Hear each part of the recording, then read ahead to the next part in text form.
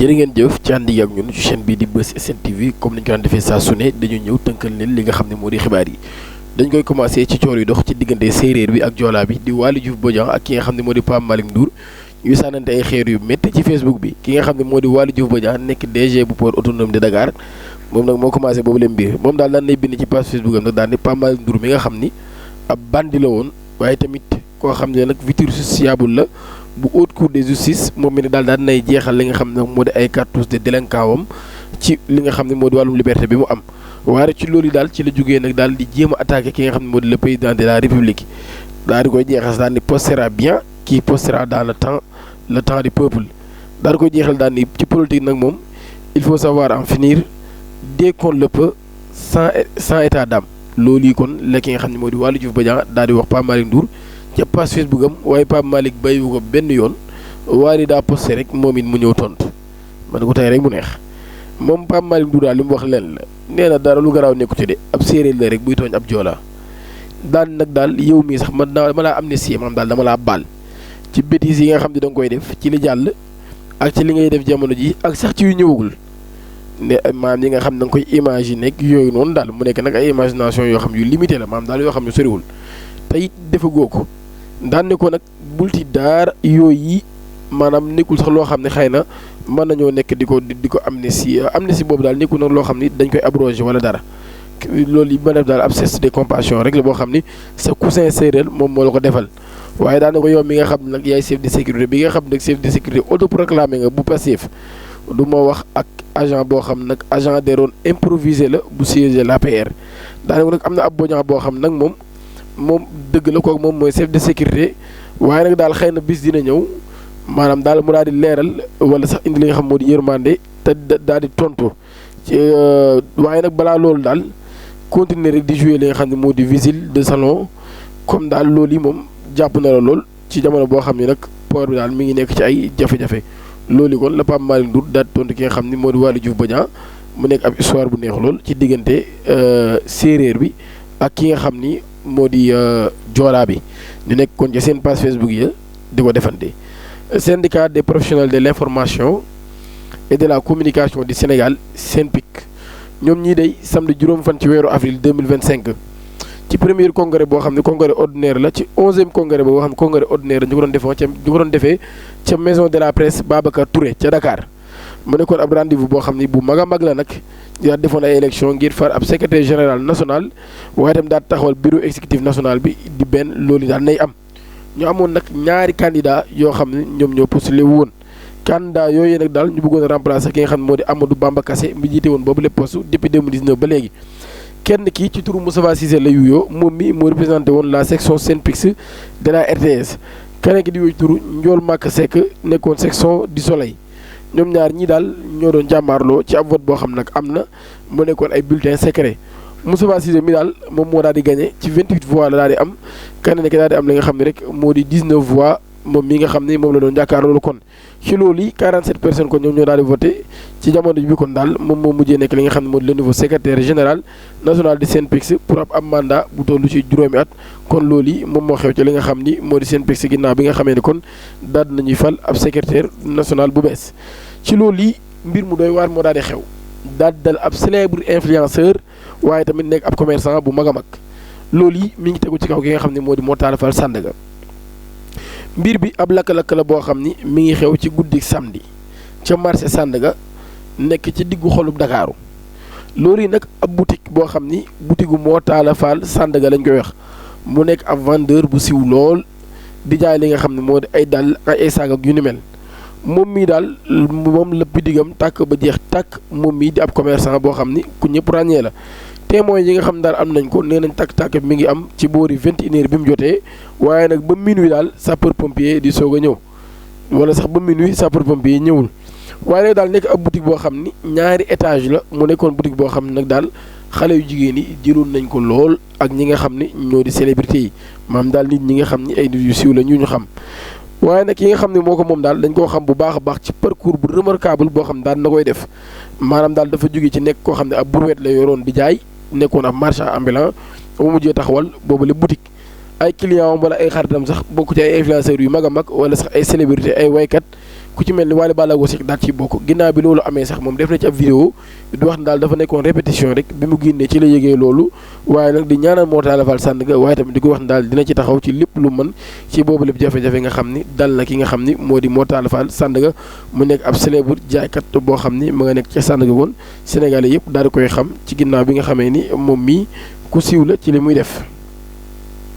dañuy ñëw ci combat bi nga xam ni amaatoon na ci diggante Lac de Guiers 2 ak Ada Fass. Lac de Guiers 2 ginnaaw bi mu daanee Ada Fass daan nay sàkku ñetteelu combat am ci diggante ak ki nga xam ne moo di Modou Lo le roi des arènes ginnaaw bi nga xam daan nay affronté Boy Niang 2 Siteu ak Ada Fass moom Lac de Guiers 2 mi daal dafa mel ni daal jàpp na ne nag maye na loxo ba sonn kon moom mi lutteur bi ñuy woowee le puncheur de Waalo daan nañ daal bëgg ab combat royal boo xam nag moo kon moom mii ma ngay xool fauteuil ba Modou Lo toog. ginnaaw bi nga xamee ne daal daan nay analyser victoire bi mu am ci contre ki nga xam ni moo di Ada Fass moom Lac de Guiers 2 daal daan nay wax avenir am kon ci arène bi nen nag damaa liggéey bu métti lool tey combat bi maam combat la boo xam ne ma ko waroon a gagné mënu ma ko woon a ñàkk contre Ada Fass xamoon naa ne Ada Fass tamit mënul woon a gagné combat bi ndax man mii daal def naa ay entraînement yu métti lool ñu doon entraîné dañ doon jël sama tànk yi di ciy def lu ne te maanaam duñ ci man dara su ko Modou Lo bëggee nag na ñëw ñu bëri bëgg naa daal man ak moom ñu bëri pour ñetteelu yoon waaye loolu yëpp daal ci moom lay des kon daal Lac de Guiers moom loolu yi la wax kon di wax ne daal pare na kon ngir bëre ak yi nga xam ni moo di Ada Fass kon loolu yi la Lac de Guiers daal di xamle. am mbir mu doy waar moo xam daal dafay wane rek lu ñuy wax justice populaire loolu nag di ab scène bu doy waar lool boo xam ne bari na ay violence lool ma nga xew samedi ca quartier bu ñuy wax Daaru Rahman nekk ca Rufisque ci loolu yi daal la ñu jàpp ab jeune daal di koy yeew ci ñaari poteau électrique. moom mii nag ab sàcc la waaye daal dañu koo jàpp daal di koy dóor ba mu ñàkk bakkanam wala sax daal koy daal faat ci ginnaaw ba nag moom victime bi daal feewuñ ko ba tey waaye daal nañu tëj ab enquête loolu yi ma nga xew kon ca police centrale bu Rufisque foofee fa la ñu tëjee li nga xam ne moo di ab enquête ci Yëmbal mbir mu doy waar daal dina fay xew loolu yi ab xale boo xam ni dafa faat moroomam ci ginnaaw ab xale boo xam ne ay itam mi ngi toll fukki at ak juróom nekk ab xale bu jigéen ak ab xale bu góor boo xam ne ay itam dafa toll ci fukki at ak ñett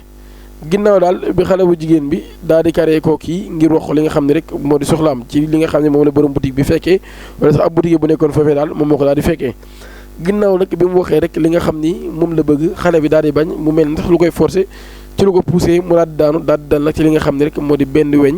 ci loolu yi ci la daal di gaañu ñu jël ko di ko yóbbu ci hôpital mu daal di fay jaare daal di ñàkk bakkanam moom xale bu jigéen boobu yi nga xam ne moo def loolu jamono ji mi ngi en garde à vue mu nekk mbir mu doy waar lool ñu daal di tijji ab enquête ci boobu la mbir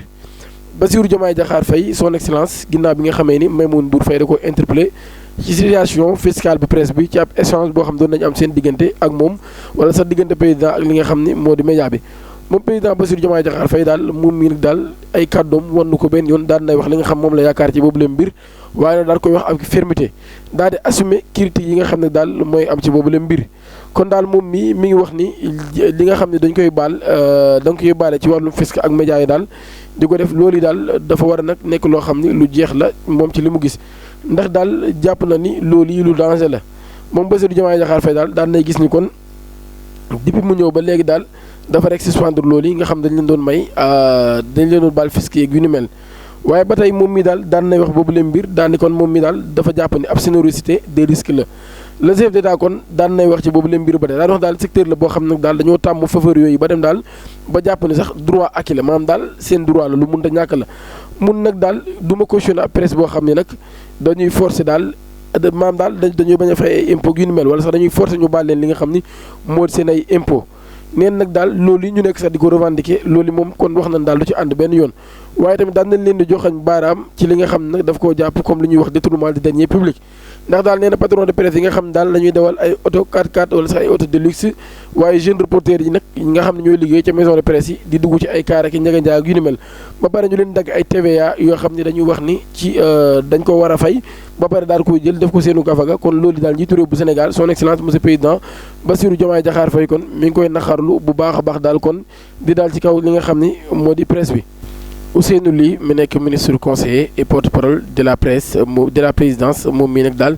daan nay kontaan loolu wala sax daan nay wane ak kontaanam ci li nga xam ni moo di sortie bi président de la République mujjee def jàkkaarloo woon ak presse bi ginnaaw bi nga xam ne daan nañu amal suñu fête d'indépendance moom mi ni daal daan na jàpp ne kon njiitu réew mi daan nay tontu li nga xam ne moo di yéen ko laaj yëpp jaarale ko nag ci ay argument yoo xam ne yu leer naññi la ak question relancée gi yëpp yu ni mel daal loolu nag daal kon jàpp na ni moom mi njiitum réew mi def na émission bi comme rek ni mu waree woon kon moom mi daal daan nay jàpp ne kon ay performance yu am solo la ci yooyu lay ci boobu rek émission nga xam ne daan nay am moom mi sax daal ñi nga xam ne ñooy détracteur yu président Bassirou Diomaye Faye daal moom mi sax daan na leen tontu waaye daal mi ngi wax ne daal ñi nga après défaite rek bi nga xam ne am nañ ko ci élection yi génn daal ñoom ñu ba tey ñi ngi wax ne daal xale yi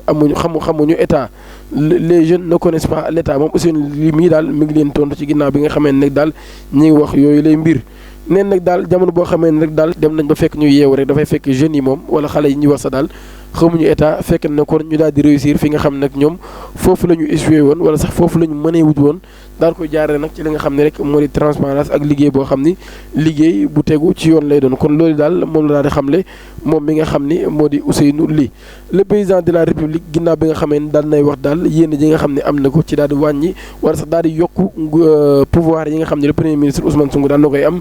Thierno Bocoum di jiital Agir moom mi daal daan nay wax ci boobu la mbir di wane daal ak ñàkk d'accord am ndax moom mi daal mi nga xam ne ci constitution bi article 50 may na président kon mu daal di jël ci ay pouvoir am daal di koy daal délégué ki nga xam ne moo di le premier ministre wala sax kenn ci membre du gouvernement bi kon daal ci loolu yi moo tax kon mu jàpp ne rek waruñoo nag nekk benn yoon loo xam ne dañuy modifier boobu lépp constitution wala sax daal mu yokk kon li nga xam ni moo di pouvoir premier ministre lu dul ni rek daf ci am beneen intention kon daal moom mi Thierno Bocoum daal mi ngi wane kon ak ñàkk àndam ci li nga xam ni wax nañ ni président de la république dafa bëgg a yokk wala président sax li mu wax daal dafa bëgg a yokk li nga xam ne nag moo di pouvoiru premier ministre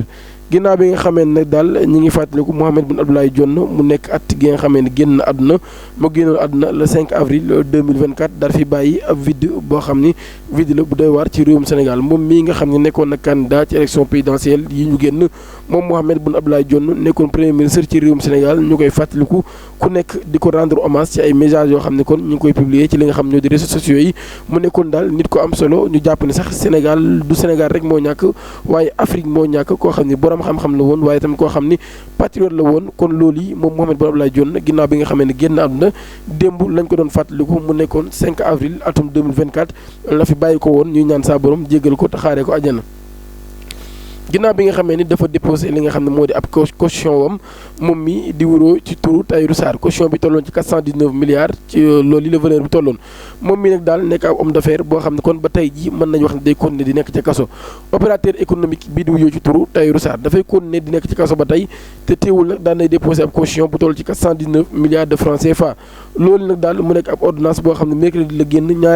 ñaari fan ci weeru avril doyen des six financières moom moo ko daal di def daal di xam leen daal ginnaaw bi nga xamee ni daanaka nag ay proches ki nga xam ni moo di Tahirou Sarr amoon nañ yaakaar loolu Tahirou Sarr dina am liberté provisoire ginnaaw boo xam ne rek joxe na caution libération daal mi nga xam ne ni kon moom Tahirou Sarr mii daal dafay des ci li nga xam ne moo di kaso ba ginnaaw bi nga xamee ne daal daan nay proposé woon ab caution doyen des six financières boo xam sax dafa joxe woon rek li nga xam ne moo di feu vert maanaam daal di joxe woon nag ndigal nag daal ay caution kon ak agence judiciaire de l'état bi sax daal di defoon lu ni mel kon daal ñu jàppoon ni moom mi 8000 hectares yi nga xam ne joxe woon na ko ab 14 milliards loo xam ne ci ay immeuble la ko joxe woon valeur bu toll ci 14 milliards ab chèque bu toll ci 11 milliards boo xam ne daan na koy joxe woon ngir daal di am li nga xam ne nag moo di liberté provisoire moom Tahirou Sarr mi daal